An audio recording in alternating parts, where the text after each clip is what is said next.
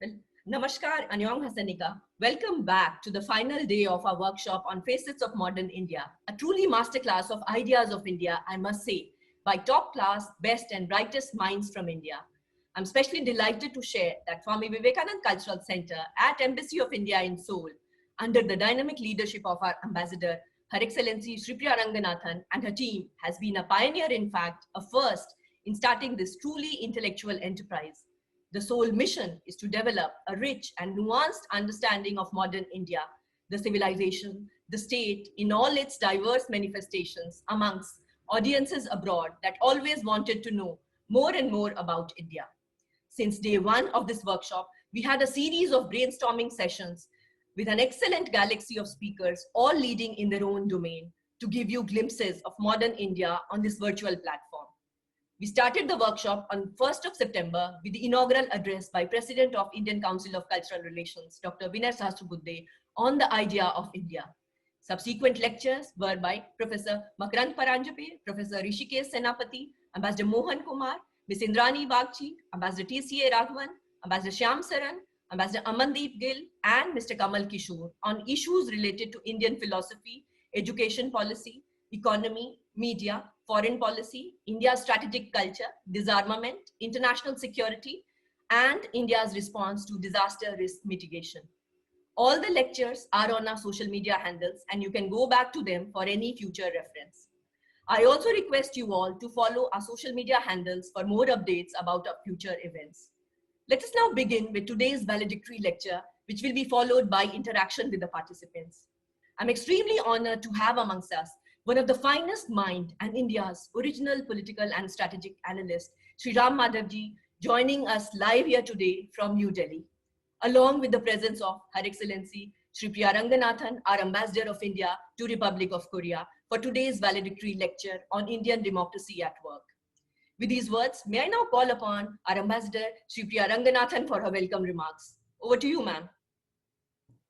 May I add my words of welcome to respected Ram Madhav sir for agreeing to join us for this valedictory session of this fantastic workshop that we have put together over the past 2 weeks.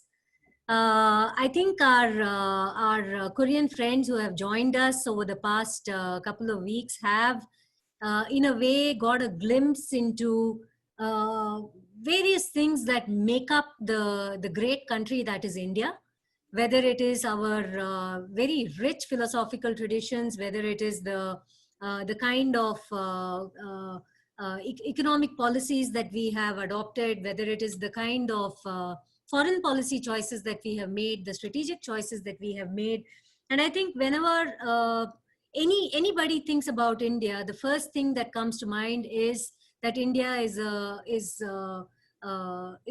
phenomenal democracy, a country that has made democracy work in spite of the kind of challenges that we inherited at the time that we became independent. So I really think that this session on Indian democracy at work, what makes the Indian democracy tick, what makes the people of India so committed to democracy, I think this is what we will hope to be able to impart to our Korean friends in the course of this lecture today. I think also that this is while our democracy is known for its vibrancy, for its color, for its variety, and for the kind of rigor with which we have built up our institutions. There is also a strong connection between the people of India and the people of Korea in the kind of commitment that we and the kind of hope that we both repose in democracy. So I think these are all elements of what we hope to bring to our Korean participants in this last and very important session of this workshop. And we are truly grateful to Sri Ram Madhav of the India Foundation for agreeing to give us his time and his thoughts and his experience in this session. Thank you so very much, and we are hugely looking forward to your lecture. Thank you. Thank you, ma'am. We now move over to Sri Ram Madhavji, who is a politician, author, and a thinker. Sri Ram Madhavji is also a member of the governing board of India Foundation, a New Delhi-based premier think tank which seeks to articulate Indian nationalistic perspectives on issues of national and international importance. He's also currently serving as the National General Secretary of Bharatiya Janata Party. Formerly, he has been a member of National Executive of the Rashtriya Swayamsevak Sangh. He has written several books in English and Telugu, with the most recent one being Uneasy Neighbors, India and China After 50 Years of War. He has written for several publications, including the Indian Express and the Open magazine. Given his wealth of knowledge with regard to Indian democratic experience and its working at the grassroots level, we thought no one but Sri Ram Madhavji would be the right person to interact at this global platform to discuss more about the working of Indian democracy and the challenges thereof in recent times. Let us hear, sir, to your special address. We also look forward to your views on the contemporary developments and the functioning of party system in India. It is indeed a privilege to welcome you once again and look forward to your insightful address. Over to you, sir. Thank you, Ambassador Shripriya Ranganathan and Director of this Vivekananda Cultural Center, Sonu Trivedi. My namaskars to all the participants and greetings from India. Friends, I am not in Delhi, I am at Bengaluru in South India, and the weather here is very pleasant but very cloudy and almost raining through the day. So the best light that I could get in my room is this much. I'm happy to join in this session, in this valedictory session, to share my thoughts with our Korean friends. When two democracies talk to each other, there is always a great level of comfort. So I'm talking to my friends and colleagues in South Korea with a lot of comfort, with a sense of lot of happiness. Let me begin by one very important statement made by a great statesman long time ago. Talking of democracy, he described democracy as the second best form of government. Naturally, the question immediately put to him was that then what is the best form? And his reply was, yet to be invented. Nobody claims that democracy is the best system. It has its shortcomings. It has its own pitfalls. But of the available systems of governance in the world, at least the experience of countries like India is that democracy is the best form of government for any country, for any people. We Indians and the South Koreans, we are in that sense very fortunate because we are two people living in relatively successful democracies. We are fortunate because today there is a growing democracy deficit in the world. For various reasons, the number of democracies in the world is shrinking. It touched its peak towards the end of last century, when on a rough count, there were over 120 plus countries which were practicing democracies of various degrees. But today, the Democracy Watch institutions say that this number has come down to anywhere between 80 to 90 countries. Even they are not fully perfect and absolute democracies. In fact, in our own neighborhoods, we see both India and South Korea experience this deficit of democratic values. That is the kind of situation in which the world is today. So we are a little fortunate that we are still living in successful and vibrant democracies. In fact, if you take from the far eastern end of the Asian continent, from Japan to the far western end of the continent, Israel, if you take these two ends, in between these two countries, there are only 3 functioning democracies. One of them, of course, is South Korea. The other one is Taiwan. And the third one is India. It gives us the real situation of democracies in our own neighborhood, in our own continent. That's why I say that we are quite lucky. In fact, the South Koreans and the Indians are luckier in the sense that our own blood brothers in our neighborhood, they are not as lucky as we are all, because they are living in either dysfunctional, unstable democracies or in downright autocratic dictatorship rule. Friends, democracies are essentially the sovereigns of the people. For democracy to succeed, you need a particular culture. You cannot impose democracies where the basic cultural traits do not support such a system. That is the experience world over. India is that way fortunate because this people centrism, which is the essence of democracy. Democracies are described as by the people, of the people, and for the people. They're people-centric regimes. Fortunately for India, the traditional Indian system has always been democracy friendly. That is the reason why after independence, we very naturally transformed into a democracy. We naturally opted for democracy. Mahatma Gandhi, one of the greatest leaders of the independence struggle of India, we call him as the father of the independent Indian nation. He used to always talk about Ramarajya. Ramarajya means the kingdom of the epic hero Ram. Ramarajya was essentially a model of governance where the people are considered the real sovereign, not the rulers. That was the concept Mahatma Gandhi used to propagate. The people's sovereignty. So when India became independent in 1947, the Constituent Assembly, which was formed to prepare a constitution for India, naturally recommended unanimously that India should become a parliamentary democracy. They recommended simple adult franchise for India.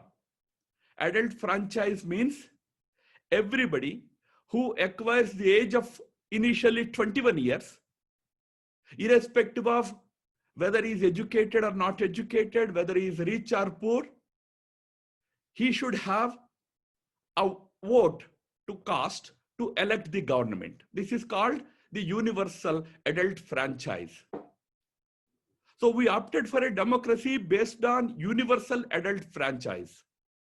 Initially, there was skepticism that whether giving that power to masses who are hardly educated. When we became independent, India's literacy rate, that was in 1947, was just 17%, 17%.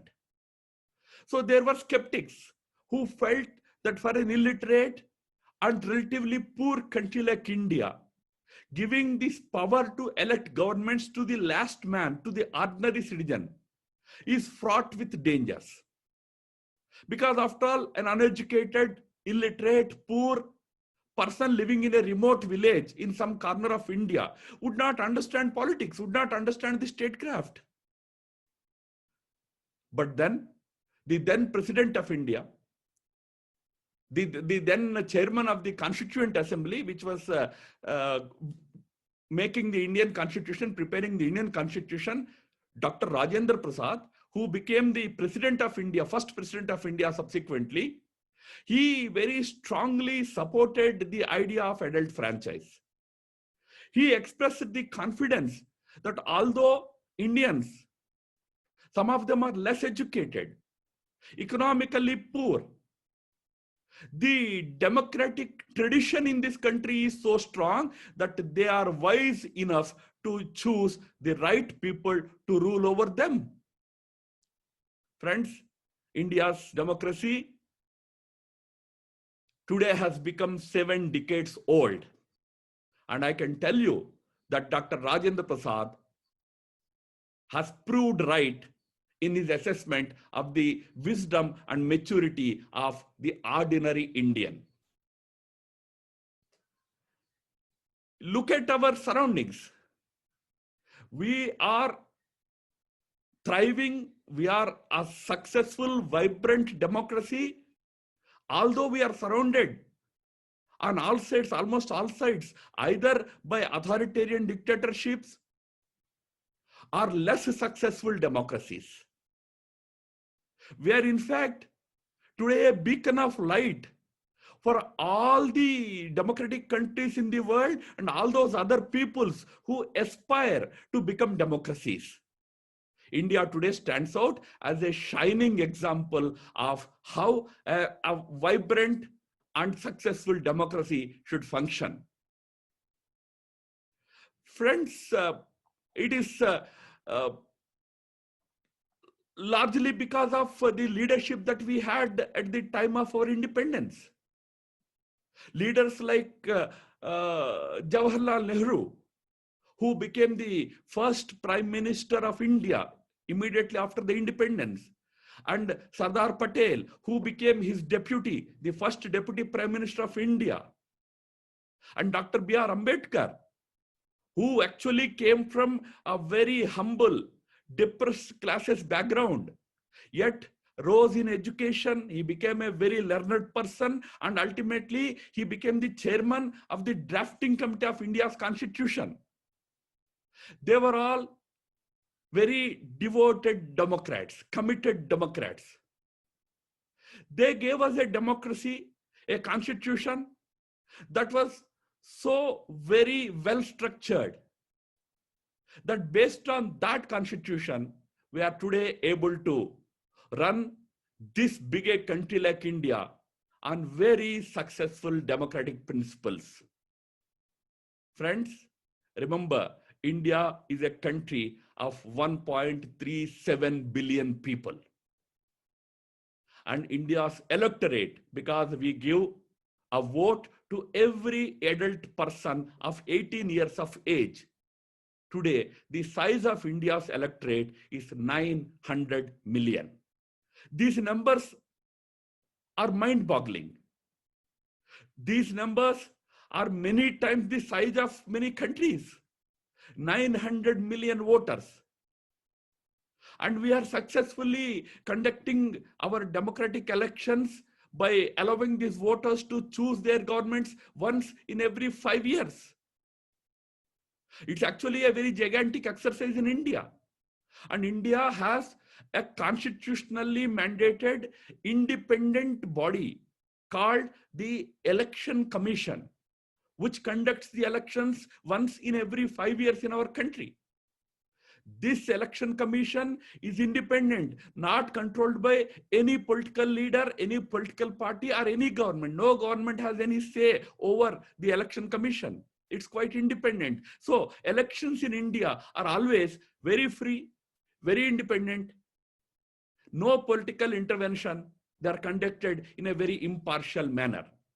Millions of officers and security personnel are deployed to conduct our elections. And our elections are conducted across 1 million polling stations. To conduct elections, sometimes our election officers trek for miles on to reach the villages which are very far-flung. That is the kind of democracy India has nurtured and developed in the last 7 decades, friends. It is actually a fascinating story. Friends, India's democracy, through its constitution, provides for 5-6 significant things. One of them is India is a multi-party parliamentary democracy. You will be surprised to know that in India, although nationally recognized parties are only 8. There are 52 regional parties and 2,538 parties which are not recognized yet contest elections in at various levels. So it's a multi-party system. We follow what is described as the first past the post system. In South Korea, you have a mixed system. A part of your elected representatives come through single member constituencies through direct first past the post system, and a part of your parliament is elected through representative system, proportional representation system. Whereas in India, the entire lower house of our parliament, which we call as Lok Sabha, which has 545 seats, it is filled up through direct elections. Additionally, there are a few seats which are to be nominated from the experts of the country, but largely the India's parliamentary system is through direct election and first past the post system. And we have elections after every 5 years. I know in South Korea, the elections to parliament take place after every 4 years. Whereas in India, it is 5 years. Once in 5 years, we have our parliament elections. India's democracy is not just limited to its parliament alone. It is there right up to India's villages. India has over 700,000 villages. India's democracy is spread right down to our last village, which we call as village panchayat, an elected body at the village level to oversee the affairs of that village. Those elections also take place every 5 years. So the basic unit of India's democracy is the village. From village, right from the bottom, that is the bottommost institution, the pyramid goes up, and the topmost unit is India's parliament. In between, we have 28 Indian states. Many of the states are even bigger than countries like South Korea. Again, each state has its own elected legislature. Just as there is an elected parliament, the states have elected legislatures. We have 8 union territories. India's constitution balances the powers between the Indian parliament and the government elected through Indian parliament and the state legislatures and the governments elected through state legislatures in 28 different states in India. There is a balance between these two. There are powers which we call as federal powers. That balance is another beauty and significance of India's democratic system. In the last 7 decades, as I said, the civilian democracy has flourished and matured in India. While in our neighborhood, we have seen military coups happening, dictatorships taking place. In India, the role of the military in civil governance is absolutely not there. The Indian military is a very professional military. It stays completely away from civilian governance affairs. It restricts itself to security matters, and it is guided by the Indian Parliament and Indian government. Friends, in India, we have 2 major parties. One party is the ruling BJP, the Bharatiya Janata Party, which has been in power for the last 6 years. The other party is the main opposition party, the Congress Party. Congress Party is a very old party. It was there at the time of India's independence movement. Subsequently, after India became independent, the Congress Party was the first party to rule over India for many decades. Subsequently, the main opposition party of that period, the BJP, gained strength, and it has been in power occasionally earlier also between 1998 and 2004, and subsequently from 2014 onwards under the leadership of Prime Minister Narendra Modi. India has many smaller parties, but these parties are largely under the wings and under the alliance of umbrella of one of these two big parties. The BJP carries with it a number of smaller parties, and the alliance is called the National Democratic Alliance. The National Democratic Alliance, NDA, is the ruling alliance of the country at the present juncture. The other big party, the Congress party, also has a number of parties aligned with it. That alliance is described as United Progressive Alliance, UPA. These are the two major alliances that run the politics in India, in India's democratic structure. In India, we have inner party democracy, a very unique feature in the ruling BJP party. Although it is not there in many other parties, including the main opposition party, the uniqueness of BJP is that just as the country has a democratic setup to elect its leaders, the party also has an intra-party democracy. It has primary membership, and the BJP's claimed primary membership today is 170 million, much bigger than many countries in the world again. And it nurtures inner party democracy. Prime Minister Narendra Modi, his government got elected to the parliament in 2014. And again in 2019, the second time. As I said, every 5 years, India goes to polls.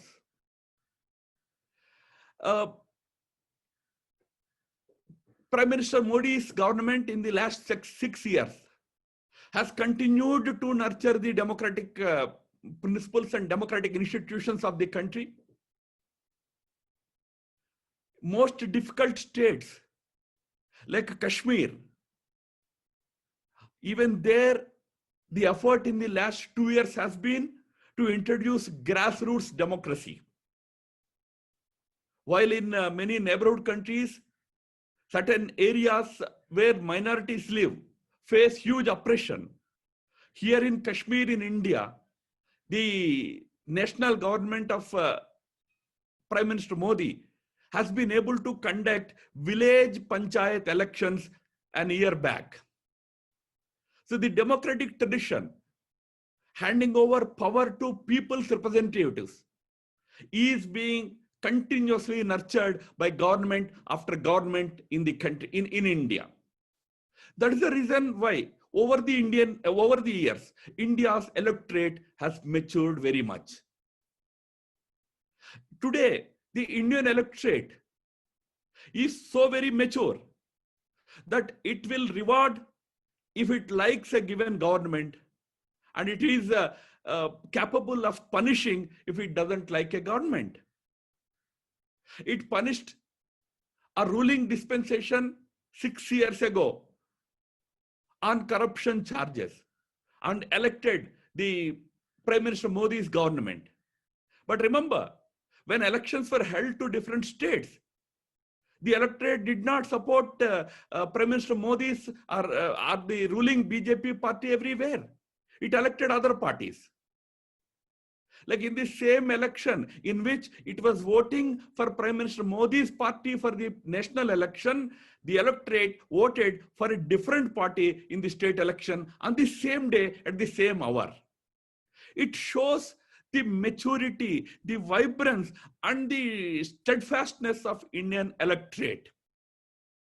Today, half of the Indian states are ruled by the ruling BJP party or its alliance partners, while the other half are controlled by the main opposition party or its own alliance partners. It shows how vibrant and how mature Indian democracy has been. Let me end by highlighting one more very important aspect of the success of or successful functioning of India's democracy. It always supported good governance. So it supported leaders who are seen as representing good governance in the country. So over the period of last 7 decades, India has seen very popular leaders rising with the support of the masses of our country. The first Prime Minister Jawaharlal Nehru was a hugely popular leader.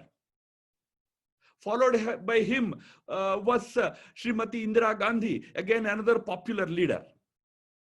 Atal Bihari Vajpayee, a very popular leader of the masses, became India's Prime Minister towards the end of the last century. And today, Prime Minister Narendra Modi is hugely popular with the masses. So this democracy has produced very popular, nationally and internationally recognized top leaders like Prime Minister Modi. In fact, he defies the conventional political wisdom. The longer you are in power, the greater the anti-incumbency will be in democracies. But he defies that conventional wisdom. He is hugely popular with the masses.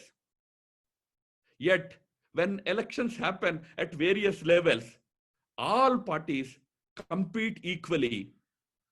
Sometimes the ruling party wins, sometimes other parties win.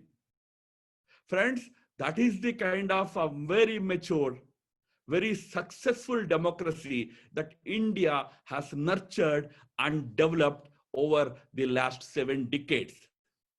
I would like to end on a very proud note that while we hear about the democracy deficit growing in the world, in India, the roots of democracy remained very strong.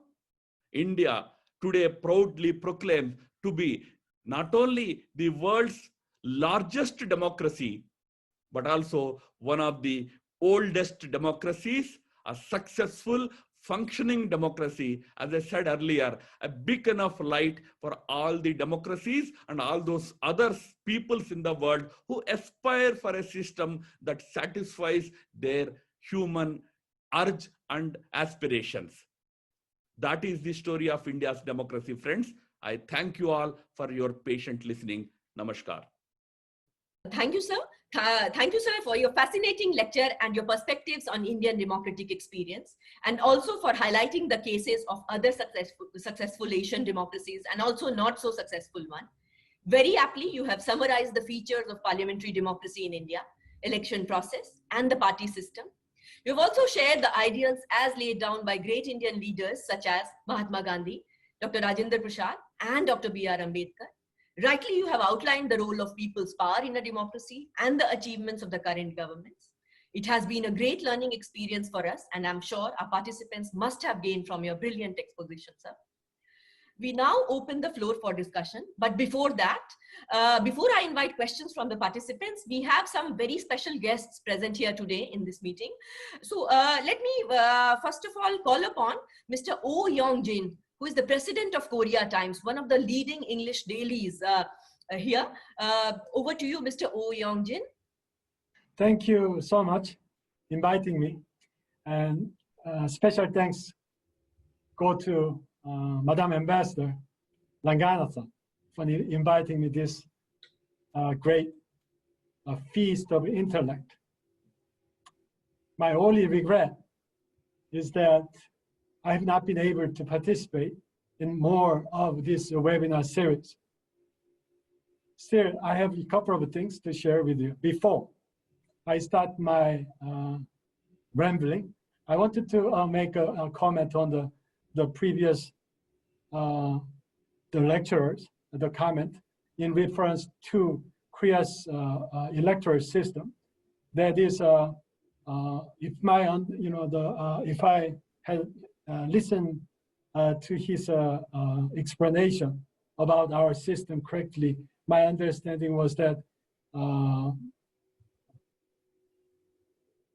we do regarding our proportional representation system.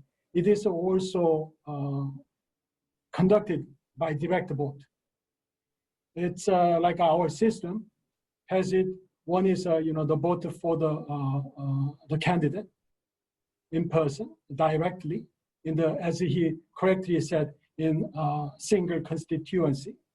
And number two, we also the select on our the ballot a party.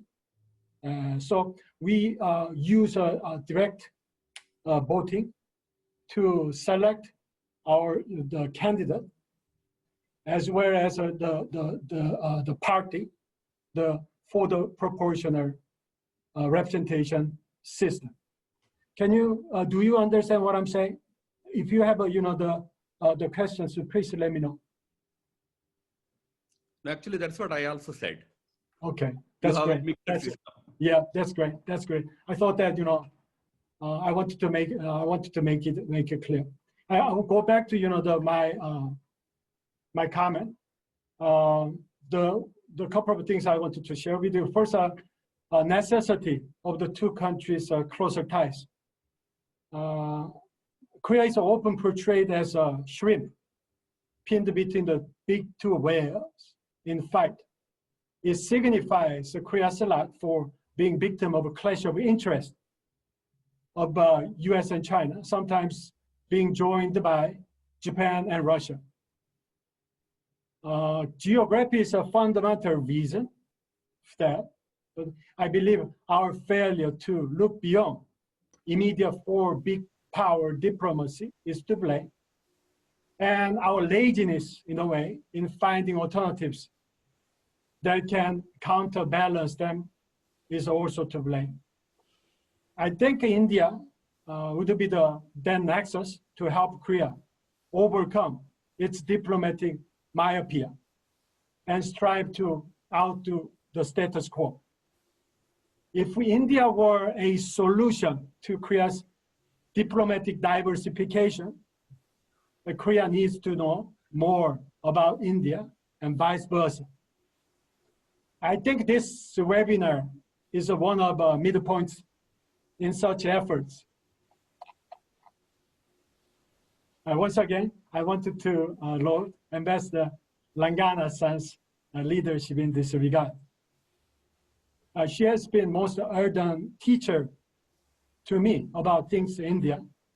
And she and I have discussed the ways of promoting each other's understanding of the other. Youth exchanges could be the one subject or one project, one joint project, while the tie-up of Korea Times, my content provider, and the India's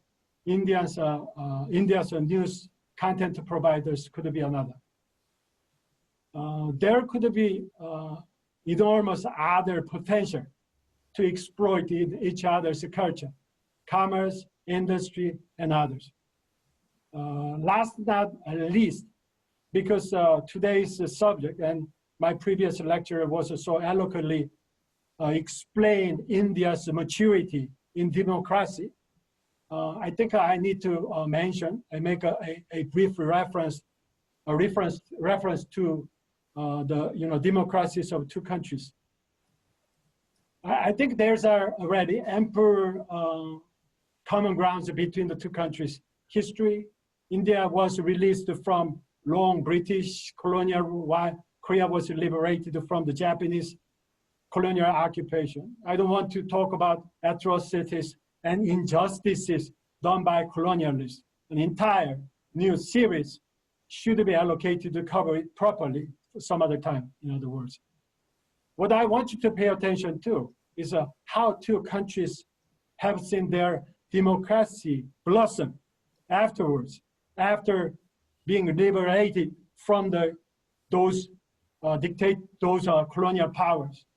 Korea has suffered a series of dictatorships, and that was we momentarily thought was ended by the assassination by its own Hashim man, of President Park Chung-hee, who dream about having serving as a president for life.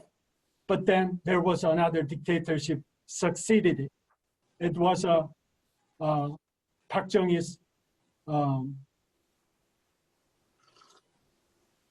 army general who was nurtured under the Park Chung-hee's dictatorship. And that's went on for 8 years and was succeeded by his coup mate, I think, No Teu. And that was virtually ended 1987. And from that time on, the dictators wanted to push it for the gymnasium-style rubber stamp presidential election. But that was thwarted by the people who took the streets, people from the all walks of life, who took the street in hope of attaining democracy. And that was 1987. That was less than 40 years ago. And then now when we look at our democracy, and there's ironical examples. Number one is, I think, the Ambassador Langani-san knows it very well. One is elimination of a justice minister, favorite adopted son, politically adopted son of President Moon Jae-in, was removed after the series of revelations related to alleged irregularities involving himself and his family members. By the power, people's power, it was a people's power. People took to the streets weeks after week, but it was a kind of sharing the Gandhi's very basic concept of resistance, non-violence. There was no clashes with the police. It was a peaceful demonstrations. And that forced the President Moon Jae-in to accept people's will, people's wish to have that allegedly corrupt justice minister, his politically adopted son, from his post. And right now we are seeing another example that's also related to current justice minister. Oftentimes nowadays, our justice ministers are problems. But anyway, Justice Minister Chu, it was belatedly revealed that she tried to, there's allegations and counter allegations being tossed between the two sides. So we should wait until the persecutors' investigations are complete to see the real picture. But still, it was there's allegations about the justice minister's attempted to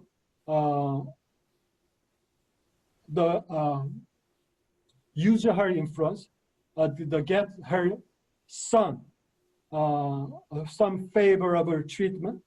Once again, those allegations have not been proved. But anyway, that's also, the third public resentment. And then there's the people's resentment and people's protest. People's feelings also affect and galvanize, our political arena into making a thorough going investigation into those allegations. I think it's also signs of the vibrancy of Korean democracy. Those in power cannot be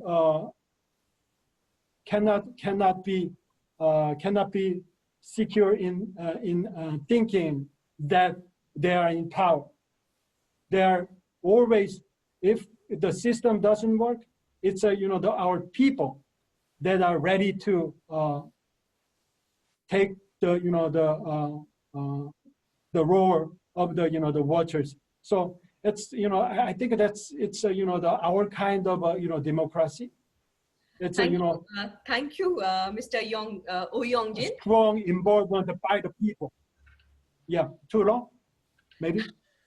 No, no, thank you. It's always a pleasure to hear from you. And we understand that being the president of Korea Times, like you have enough to share on the democratic model. But we would like to also take the comments from some of the other people, eminent dignitaries who are present here today. Could we please invite Professor? Can I finish? You know, give me a, you know, 1 more minute so Okay. that you know I wanted to finish it because Just one more that minute. was just you know I was you know as I said it's kind of rambling on the subject of our democracy. But my conclusion, my you know the intended conclusion is that the commonality of the two countries, India and Korea. I think it's a you know it's a especially you know democratic the you know the parts. I think we're you know certainly serve as a basis for closer ties and deeper mutual understanding. I think it would be also basis for their joint efforts to deal with undemocratic forces. I wanted to emphasize this part. Undemocratic forces, we two countries can be the you know the galvanized to deal with those you know the undemocratic forces that may contaminate our neighbors or our countries ourselves as well. That's it. Thank you for listening to you know my rambling. Thank you. Thank you. So, please, could I please request Professor Lee Kyung-leong, who is the president of Korean Society of Indian Studies and also ICCR Distinguished Indologist Awardee for 2019, to give your comments, please. Namaste. Thank you so much, Dr. Sonu Trivedi, for giving me an opportunity to respond Sri Ram Madhavji's lecture on Indian democracy. And also I would like to take this opportunity to say hello to Ambassador of India to Korea, Shri Priya Ranganathan. Namaste. Namaste. I'm, as a Korean Indian philosopher, I'm very happy and proud that such a meaningful and timely workshop on facet of modern India was organized by Swami Vivekananda Cultural Center in India. So it is our happiness and very useful for our Korean scholars. Especially, I am thankful to Embassy of India and Indian Cultural Center for their thoughtful consideration for Korean participants to providing simultaneous interpretation for our Korean participant.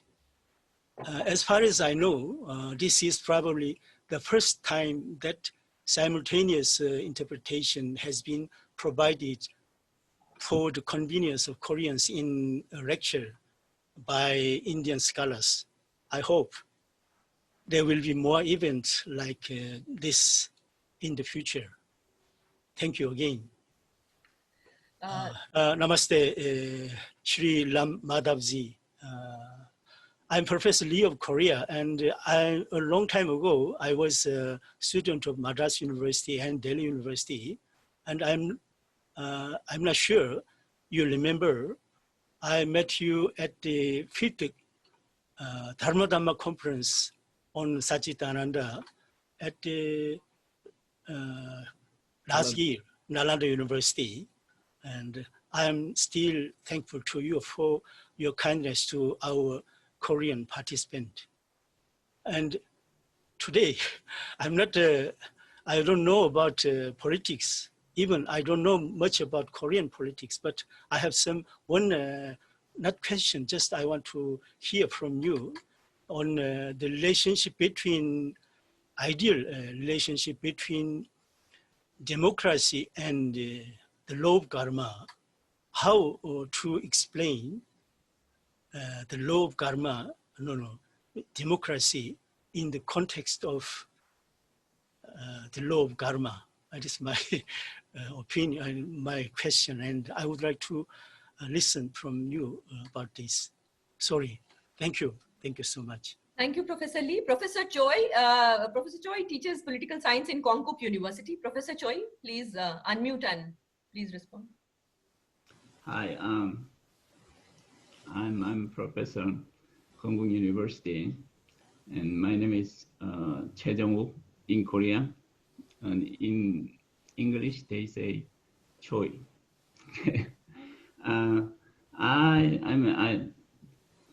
I appreciate your great presentations, but I have two concerns with India's democracy. One is that India's voter turnout is tended to increase over time, last 20 years. Some people think that this is a blessing to the India's democracy, but I think this is kind of, it may be also a problem with India's democracy, because it will create great demand or pressure on India's system in the future. So you have to manage this kind of the increasing demand from the popular side on the system. And the other problem or concern with India's democracy is that any system can be collapsed due to the not only the internal factors, but also the external factors. I think the current, maybe future, the greatest threat to India's democracy is not the Pakistan. I believe the big threat is to the Indian's democratic system is the China. So you have to manage this kind of the external threat to India's system to make your democracy prosper in the future. I mean, it's endure long time. Okay, so that's my point. Okay, thank you, Professor Choi. Sir, you can respond. Thank you. Jilang Lee is an old friend. I have met him on a few occasions in Delhi, in India, basically. He has been a regular participant in our Dharma conferences that we hold annually. The question about law of dharma and the relationship of it with democracy. India is a very old civilization. The civilizational longevity of India, the secret behind it is that it is a dharma-based civilization. Dharma is a set of values, set of moral rules that guide the lives of the citizens of this country in all fields, in all walks of life, not just about their personal lives, but also their public life.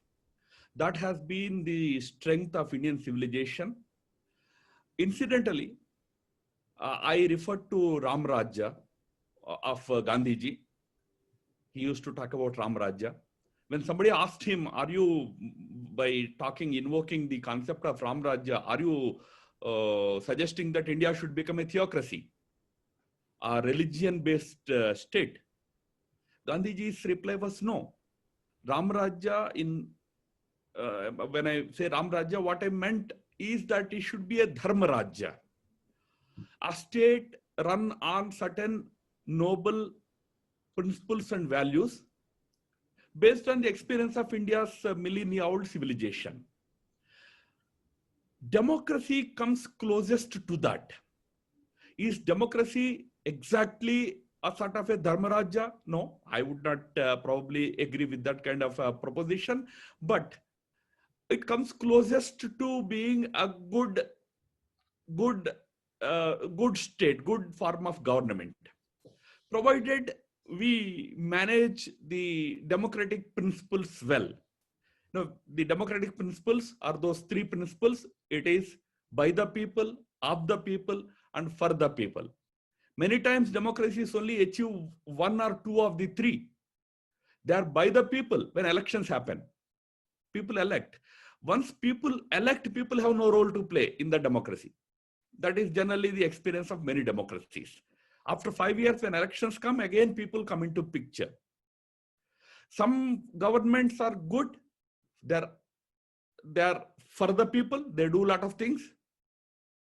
But the real democracy, if it has to become, if I were to use, Geelong will agree, understand this phrase, this word that I am coining, if it has to become a dharmocracy, from democracy to dharmocracy, if it has to mature, by the people is the important thing.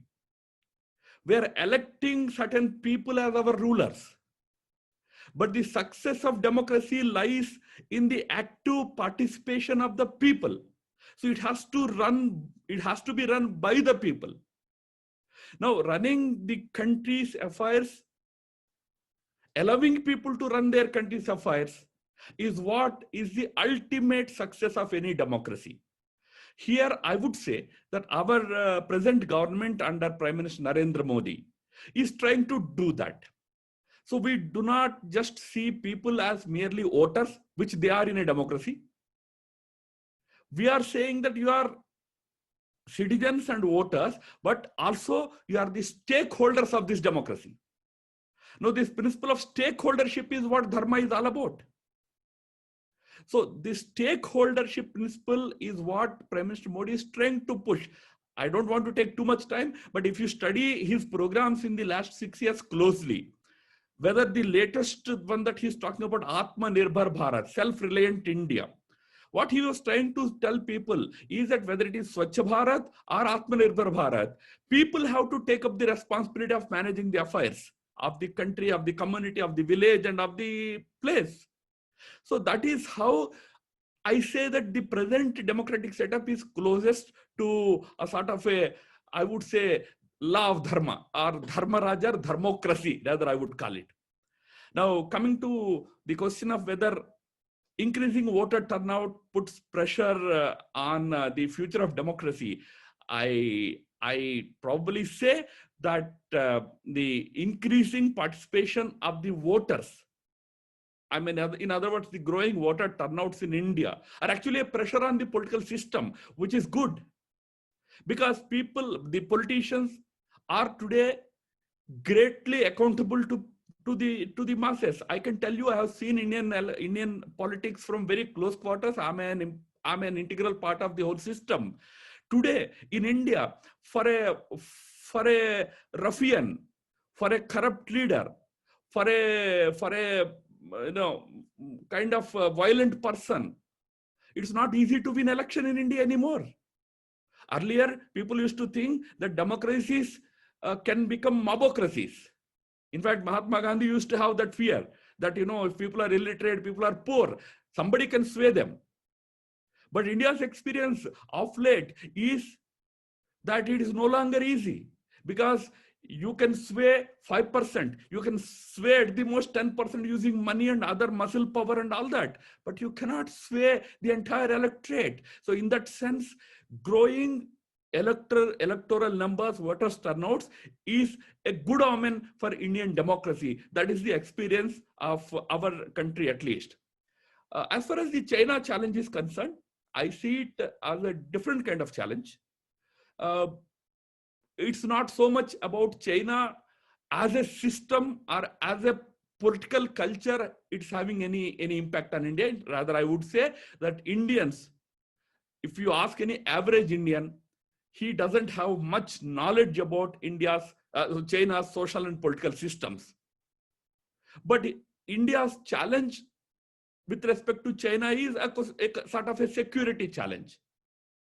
Otherwise, India and China, I must tell you, have very strong bilateral relations. China is India's second biggest bilateral partner after America. Between our two countries, we have $100 billion worth trade happening. So for us, China's challenge is largely security related, not necessarily political or any other ideological. Average Indian doesn't generally support communism or any such authoritarian political ideology in India. Now, to be a little provocative in the end, I would say we only wish that India has an impact on China one day, so that China becomes much more vibrant and open system of democracy. Thank you. Thank you, sir. Can we take some questions? There are many questions in the chat box. And sir, also I would like to tell you that we have participants from other countries also. So can we take some of the questions, sir? Yes. I would just like to read. There is a question from one of our Korean friends, Lee Han Sol. She says that how does nationalism and Indian democracy work together? She says that in India, in recent times, nationalism aspect is very strong. So how does nationalism and Indian democracy work together? There is another question, sir, from a Russian participant. She says, what is the idea of democracy in India? Does India today follow the democracy of Nehru, which combines capitalist and communist ideas? And the third one, maybe in the first round, we can just take 3 questions. Sir, there is a question from Miss Deepal Mehta, who is an Indian working in Republic of Korea. She says, how much is the development of India when compared to, what is the development of the government in today's term when compared to the previous governments? So these 3 questions, sir, if you can respond. Nationalism as is understood in Europe and in the Western setting is different from nationalism that we experience in our part of the world, in our Asian Southern Hemisphere, you call it, or our Oriental countries. How we see that issue of nationalism, they are 2 different things. In the Western world, nationalism is seen as very narrow, a very parochial type of concept. Whereas in India, right through the independence movement, the entire independence movement in India, which was against the British, is described as nationalist movement. Their nationalism doesn't mean the kind of nationalism that Hitler and Mussolini followed. Essentially, this nationalism means patriotism. Loving your country. In the case of countries like India, it's not a country created some 50 years or 100 years ago, like many of the Western countries. It's a country with 5,000 years or plus long history. So the connect of an average Indian with his country is just not limited to last 50 or 100 or 70 years of independence. It goes back to, I mentioned about Bhagavan Ram, Lord Ram. When he talks about Ayodhya, he remembers Korea also. One of the Ayodhya's princesses came to the Korean kingdom. So that is the kind of cultural connect he feels with India's ancient system and all. So that is where India's nationalism is a sort of a cultural kind of identity with his country, with his history, with his civilization. That kind of nationalism is a very common thing in India. It's not particular to any party, nor is it particular to any period. You mentioned that today it is there. No, it has always been there in various degrees. Some parties sometimes try to present it in a different way. Some parties sometimes try to experiment with systems elsewhere, outside outside India. They also try to bring them. But ultimately, this undercurrent of patriotic sentiment is always there. Sometimes it is very prominently seen. Sometimes it is slightly below the radar. The other issue about capitalism and socialism. At the dawn of our independence, Pandit Jawaharlal Nehru had followed what he himself used to call as a socialistic pattern of society for India. He wanted to create a socialistic pattern of society. Now, he did not call it socialistic society fully. He somehow used the phrase socialistic pattern of society. Means socialism that should be suitable to India. Whatever is suitable to India, probably he wanted that. We had our romance with it for first few decades. We found that it was not really helping us fully. Then we changed it in 90s. We decided that we should now try and experiment with the successful Western models of globalized economy, global integration and all that. So we tried that also for another 20, 25 years. Now we came to a conclusion that India has to have its own way. That is what Prime Minister Modi today talks about Atmanirbhar Bharat. Atmanirbhar, or to put it, to translate it in a nearest sense, not exactly the same thing, but nearest sense could be self-reliant India. Now, self-reliant India is not going to be based on any isms. This ism or that ism, no. In fact, we are not in Indian philosophy. There are a few philosophers here. That's what I'm saying. In Indian philosophy, it's not always about either or, either socialism or capitalism. No. Our philosophy is and also. We will have capitalism also, we'll have socialism also, we'll have something more also, which is very Indian. So Atmanirbhar Bharat is a very Indian idea of you have to stand on your own feet. You have to have, there are three, I don't want to take too long, but three components. One of them is Atma Gaurav. You have to have self-respect about your country, self-dignity. You have to use local products. You have to be supportive of local enterprise, local initiatives. Second is you have to have Atma Samruddhi. You have to be self-sufficient. You should not be depending for every small thing on some other country or elsewhere. You have to be self-sufficient. But more importantly, we have to have Atma Vishwas, that is self-confidence. The self-confidence is needed for you to integrate with the global economy, global system. You have to participate in the global system, not as just a beneficiary seeking something from other countries, but as a contributor. You are an active contributor to the global system. That is what Atmanirbhar is all about. India's development story, whether it is linked to democracy, it's a very important and very good question. That's why I referred to the earlier initial phases of our democracy. India's democracy has matured over the last 7 decades. Thanks to the steadfastness of our leaders, except for a brief period of 2 years, we never wavered from democracy. That's not the case with many democracies in the world. But whereas in our case, once we adopted it in 1950, except a brief period of 2 years, we never wavered. But it took time to mature. Initially, people could be easily swayed by using certain, things like money, things like other things. Even though you don't deliver anything, you can still win elections. But now the Indian electorate has matured. Today, a government that delivers, that gives good development, only has the chance of returning.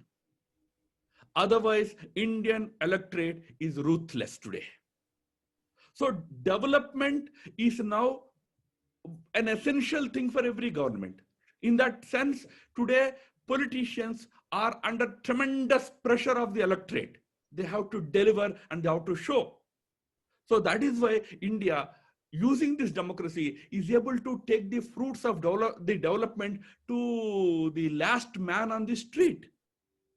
That is the new story of India's democracy. Thank you.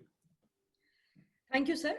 Could we take one round of questions from our Indian participants who have also joined? Briefly, I will summarize the questions. There is a question from Mr. Abhishek. He says that over the years, India has slipped in the democracy index. How do you take these indexes and reports? Second question is by Mr. Harsh Dhawan. He says, how has the democracy performed when it comes about fulfilling the aspirations of the poorest of the poor? And the third one, sir, this is about the electorates. The question goes like this: democracy requires electorates that is well aware of social and political issues. What steps has Indian government taken to educate the voters? Sir, if you can respond to these 3 questions. There is general, as I mentioned, general democracy deficit happening in the world.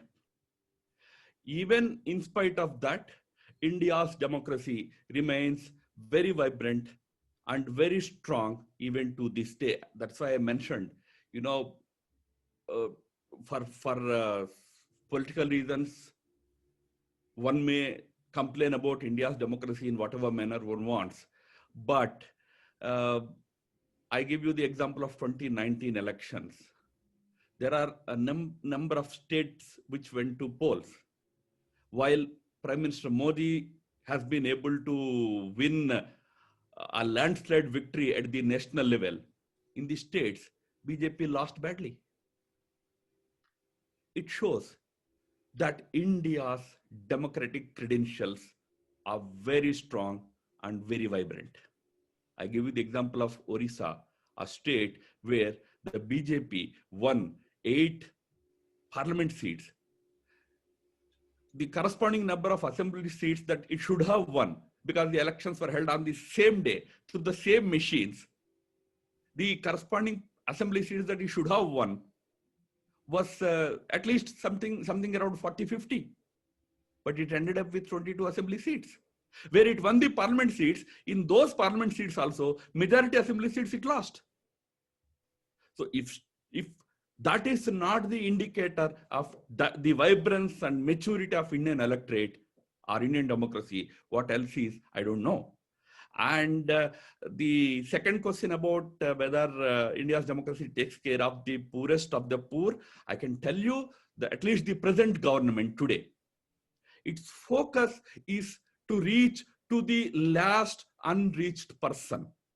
The very first program of this government, called Jan Dhan Yojana, was aimed at integrating close to 300 million poorest Indians who did not even have a single bank account. Once you do not have a bank account, means you are no longer a part of the formal economy. You are out of it because you are not even there in the banking system. Whether you earn or don't earn, you spend or don't spend, doesn't really affect economy at all. That means you're not a part of it. The number of people who were not part of the formal economy used to be 300 million in India. But through the very first program of Jan Dhan Yojana, Prime Minister Narendra Modi has actually brought all of them into the economic system. Today, they get the benefits directly into their bank accounts. The poorest of the poor is today very well taken care of by the system, by the government, because of the new technology and new methods adopted. Now, hereafter, whichever government comes to power will naturally be bound to do that. Once one government puts a system in place, every government has to follow that. Finally, the question of whether voter education happens in India. India is a very open democracy. We have many institutions that constantly try to educate voters. Educate in positive sense, influence in negative sense also. But that is the beauty of democracy. You have both the options. You have people telling you good things, people spreading fake news, all sorts of things happen.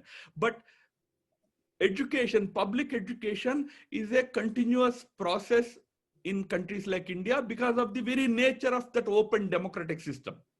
In open democracies, flow of information is very free, very vast and very open. In India's case, especially India's digital outreach is very massive. Almost half of the Indian population has access to digital phones today. So the digital access also allows them to know many things. Additionally, right from the government to the election commission to political parties, everybody at various levels continuously engage in reaching out to people, telling them about their programs and all that. So voter education is a continuous process. That's why I repeatedly say that right from the beginning, right from the time we became independent, irrespective of parties, as I said, initially it was the Congress party which had complete dominance over India's political system. Subsequently, many parties came and went. Today, it is the dominance of the BJP led by Prime Minister Narendra Modi. Irrespective of parties, in India, there was one constant commitment, that was commitment to democracy. We are lucky that no party or no leader ever thought that India should cease to be a democracy. So that commitment of the political establishment across the spectrum has helped nurture deepen and promote democratic values, and they are helped in educating voters in the process. Today, Indian electorate is much more mature compared to, I don't want to name the countries, but many so-called developed countries in the world. Let me end there. Thank you. And I congratulate Sonu for this excellent, I don't know, it is a 10-day workshop or what, for this excellent initiative, and also for all the good support extended by our Honorable Ambassador to this initiative. Thank you. Thank you, sir. Before we end, we have a brief comment by Shekhar Sinha ji. Yeah, thank you. Dhanyavad Sonuji and Namaskar Ramadhavji. And Honorable Ambassador to Seoul, to Korea. You know, I think this was very wonderfully explained by Ram Madhavji. I just want to add a few things. In fact, to be honest, you are talking about, you know, how democracy, how do you teach people? My own sense is, correct me if I'm wrong, there are a lot of Indians, you know, thinkers are sitting here, that there is too much of democracy in India. In fact, if you see there's some chaos which is taking place in some of the states, it just proves that federalism is functioning. Center need not get involved, you know, in running the states on day-to-day basis. Yes, center can. There are few things in constitution which is on concurrent list. There are few things which are in the state list. So the government in the center, they can provide aid, but they don't run the law and order. They don't run the day-to-day stuff in the states. And that is why you will find there'll be differences of opinion, and people have to listen to it. I mean, this is a country where Prime Minister gets abused every day. You know, it's a fact. In fact, some of us have been saying there's too much of democracy, and being an ex-military man, I always said that there should be some discipline, because political awareness of the Indian voter, ladies and gentlemen, let me tell you, it is much more than even the United States. I have seen US very closely. I have been in United Kingdom for a long time, but I'm telling you, our voter awareness is extremely good. So that's all I wanted to add. Thank you. Thank you, Shekhar Sinha ji. Let us now wrap up the discussion, and thank you, Shri Ram Madhavji, for your time and for taking up all the questions. Let me propose a formal vote of thanks and give a great round of applause to all our most valued dignitaries, invited guests, and all the live participants present here today. Her Excellency Shri P.R. Ranganathan, Ambassador of India to Republic of Korea, Shri Ram Madhavji, Professor Lee Kyung-yong, Mr. Oh Young-jain, faculty members, researchers, and students from various universities in Korea, India, and other parts of the world, officials and representatives from different institutions, and all other invited guests, ladies and gentlemen. On behalf of Embassy of India and Indian Cultural Center, it is an honor and privilege for me to propose a formal vote of thanks. Beginning from the very first day with the inaugural lecture on the idea of India to the valedictory lecture today on Indian democracy, all sessions have outlined the diverse facets of modern India. For putting up all this together, I would like to give special thanks to the main pillar of the Embassy and Indian Cultural Center, Ambassador of India, Her Excellency Shri P.R. Ranganathan. Thank you, ma'am, for all your support and encouragement for such endeavors. Well, ladies and gentlemen, an event like this cannot happen overnight. The wheels start rolling months before. It requires meticulous planning for every details. We have been fortunate enough to be backed by a team of very motivated and dedicated colleagues at the Embassy of India and the Cultural Center.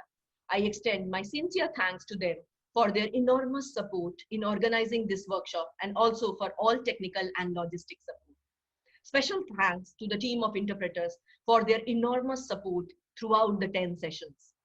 Finally, I would like to take this opportunity to place on record our hearty thanks to all the participants for their presence in large numbers in each session, and to all our most valued speakers, dignitaries, invited guests, ladies and gentlemen. I'm sure this academic endeavor, showcasing facets of modern India, put together by us with the help of globally renowned experts from India, would have been insightful and a learning experience for all. A big thanks once again to all present here in particular, and to the people of Korea in general, which has always been so open and receptive to cultures from all across the world. And in the end, I would just like to say to stay tuned to our social media handles for more updates about our future events. Dhanyavad, Kamsahamnida, thank you.